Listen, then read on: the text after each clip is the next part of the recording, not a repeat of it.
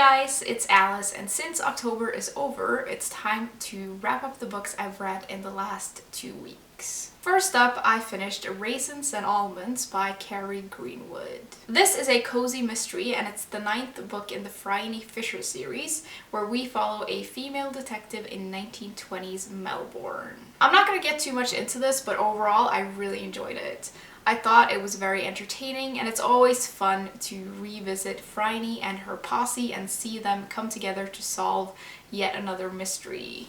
I really liked the characters in this. I thought the setting was great, and the murder takes place in a bookshop, which is always great. I do think this book goes a little bit overboard with the exploration of some of the themes in here, but other than that, I thought this was very enjoyable, so I gave it a 4 out of 5 stars. Secondly, I read Tokyo Ueno Station by Yu Miri. This is translated from Japanese by Morgan Stiles, and it's a fiction novel set in Tokyo, and we follow this ghost who haunts a park near Ueno Station, and we get to see how he spends his days and remembers his past. I think a story told from the perspective of a ghost is always going to be a little odd, and this definitely was. I love the setting of this and how we get to see both Tokyo and Japan from a broader perspective, but we also get to see everything that's going on in this park and all the homeless people living there. I think the historical aspects of this book are really good, and there are some parts where the main character looks back at his past, and those were really emotional and engrossing. I did, however, keep falling out of the story. Like, I would get to a part where I just didn't think it was that interesting and my mind would just completely wander, and I didn't really feel a very strong connection to the characters in here, and if I did, it was kind of only for a moment. So overall, I'd say that this was pretty weird and it had some interesting parts, but overall it didn't really knock my socks off, so I gave it a 3 out of 5 stars. After that, I read The Far Cry by Emma Smith. This is a classic, and it's set in the 1940s, where we meet Teresa, who is a teenage girl who has suddenly been taken out of school by her father because he has decided that they are going to go to India to escape the clutches of Teresa's mother. I really enjoyed this.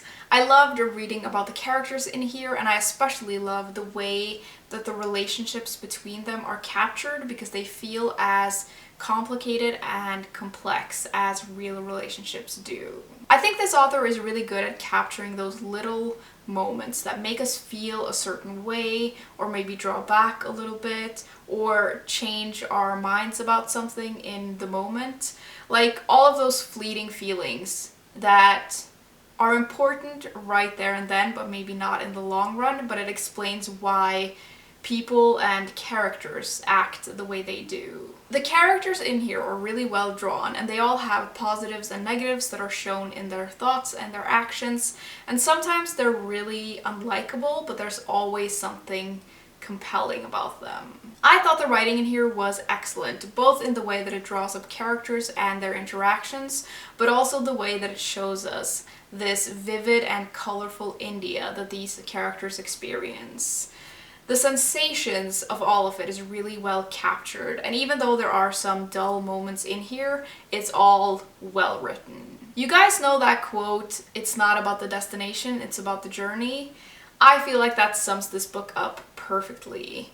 It's not really a plot-heavy novel, it's much more about the characters and their travels, both figuratively and literally, and I really enjoyed it, so I gave it a 4 out of 5 stars. I also, for some reason, really struggle to say the word figuratively, so if I said that wrong, I'm sorry.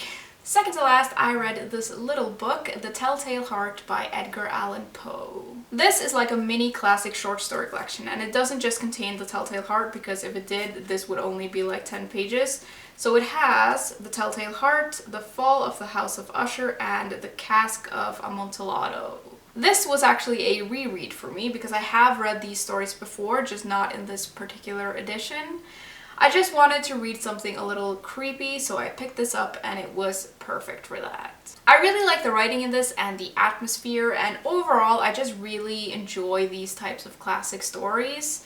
They are really dramatic within a short space, which I was just completely in the mood for. I don't really have much more to say than that. It was short, spooky, and entertaining, and I gave it a 4 out of 5 stars. Lastly, I finished Malmuth by Sarah Perry. This is a historical fiction novel. It's set in Prague, and we meet this English woman who comes across the legend of Malmuth the Witness, and she starts getting the sense that she's being followed, and then suddenly one of her friends goes missing. I'm sure most of us know that this author also wrote The Essex Serpent, which I read a few years ago and I really, really liked it.